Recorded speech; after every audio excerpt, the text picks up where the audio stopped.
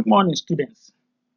Welcome to today's lesson on methods of teaching biology. In this lesson, we are going to learn about the principles of learning.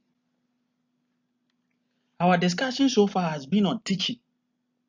But then, however, teachers teach with the aim and hope that students will learn. So we are saying that teaching and learning go hand in hand. That is true.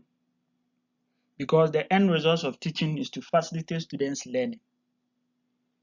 So it is appropriate for us to look at learning, although we hope to be effective teachers. At the end of this lesson, I expect that you should be able to define learning, and then you state the 7 principles of learning as identified by OECD, and then you explain the 7 principles of learning.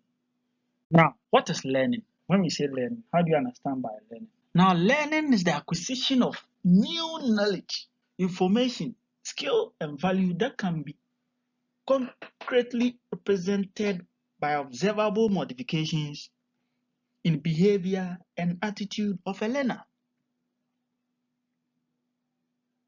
So that is what we are trying to say. But then we can also say that learning is said to have taken place when there is a desirable observable change in behavior, attitude, skill, habits of a learner after instruction has taken place according to the behaviorist.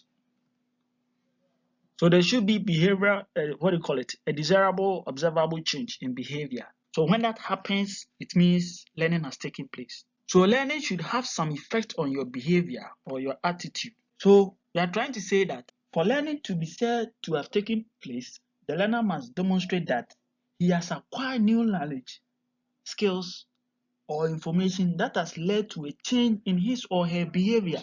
Now, let us look at the principles of learning as identified by OECD. So when we say OECD, it is the Organization for Economic Cooperation and Development.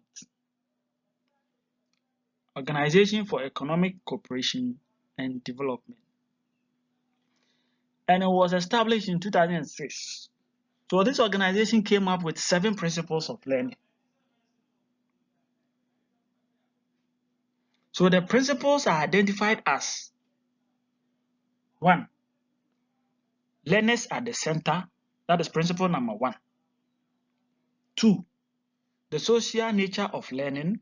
3. Emotions are integral to learning. 4. Recognizing individual differences. 5. Stretching all students. 6. Assessment for learning. 7.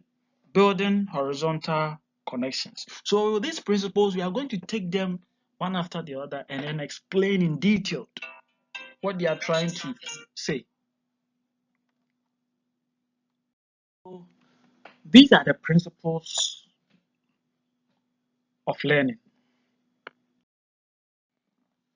So the first principle is learners at the center. So as teachers, when you're in the classroom, the learner should be at the center of your teaching. That's why when we say teaching is tripolar, it means you the teacher, the learner, and the content. So the learner is at the middle of you the teacher and the content. So the principle argues that the learning environment recognizes the learners as its core participants and then encourages their active engagement and develops in them an understanding of their own activity as learners. So teachers should organize instruction and activities to meet the cognition and growth level of the students. So as teachers, what you are supposed to know is that your students should be the center of your teaching. Your objectives is focusing on what students should achieve at the end of the teaching. Anything that happens in the classroom is because of your students. So whilst you are teaching, you have to pay attention to what students are doing in the classroom. Are they participating? Do they understand what you are teaching? Are they contributing? So all these things, you being the teacher, you have to identify that. So that is the principle number 1. Now, principle number 2 is saying that the social nature of learning. Now, this second principle notes that the learning environment is founded on the social nature of learning and actively encourages well-organized cooperative learning. So when you say cooperative learning, it means that there should be kind of cooperation among students. Students should cooperate among themselves and then they should cooperate with the teacher. So we are trying to say that if cooperative group works are structured well, they facilitate students' understanding of concept as well as promote behavioral and attitudinal outcomes. So this principle number 2 is very, very important. Now, principle number 3, emotions are integral to learning.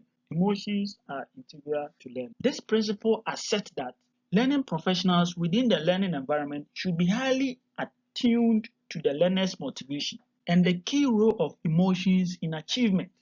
So the underlying reason behind this principle is that learning occurs as a result of a complex matrix of emotion, motivation, and cognition. Now, the principle argues that how students feel about themselves, their fears, their perceived strengths and weakness, and their aspiration affect how they learn, as well as how much they can learn. So all these variables or constructs affect students' learning. So that's why the principle is saying that emotions are integral part of learning or are integral to learning. So as teachers, you have to know the strength and weakness of your students. And you know which one to build upon in order to ensure that there is effective teaching in the classroom. Now, the next principle is recognizing individual differences. Recognizing individual differences.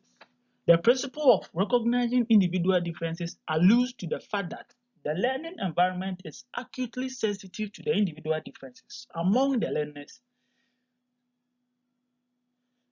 Now, this is talking about the prior knowledge of the learners. So we are trying to say that when you are teaching, you have to ensure that students' prior knowledge is taken into consideration. So this principle of learning is also reiterating the same idea that the individual differences among students should be identified. The individual differences among students should be identified. That is very, very important. So the principle of recognizing individual differences argues that students in a class will have different characteristics, including their maturity levels, their prior knowledge, their learning style, their interest, their motivation, socioeconomic background, culture, among others. So teachers need to create a conducive environment that caters for the needs of these different learners in order to ensure that each student will reach his or her maximum potential. So this is very, very important as teachers. You have to recognize individual differences among your students. Now, the next principle is stretching all students. Stretching all students. So even as the teacher aims to meet the needs of every student, you should also ensure that every student is challenged and motivated to reach their maximum potential. So the principle of stretching all students emphasizes that the learning environment should be made up of programs that demand hard work and challenge from all, but without excessive overload. So in such a situation, high achieving students can be made to offer support to low achieving students in a cooperative environment. So in order to stretch all students, teachers need to avoid overload and excessive pressure on students. This one is very, very important. So this principle, as teachers, you have to take note of it. The next principle is assessment for learning. Learning environment should operate with clarity of expectations using assessment, with strong emphasis on formative feedback to support learning. When we say assessment trying to know whether students understood what you taught. Like at the end of this lesson, for instance, or this session, I would try to review what you've learned or ask you questions by reviewing what you've learned. So when you're able to give me a good feedback, it means you understood what you learned. So this is a form of assessment. So we are trying to say that in assessment, learning objectives should be outlined for each lesson to make students aware of what is expected of them. So this will help assess students. So the principle of assessment for learning emphasizes formative assessment. Now, the next principle is building horizontal connections. Now, building horizontal connections direct that The learning environment should strongly promote horizontal connectedness across areas of knowledge and subjects, as well as to the community and the wider world.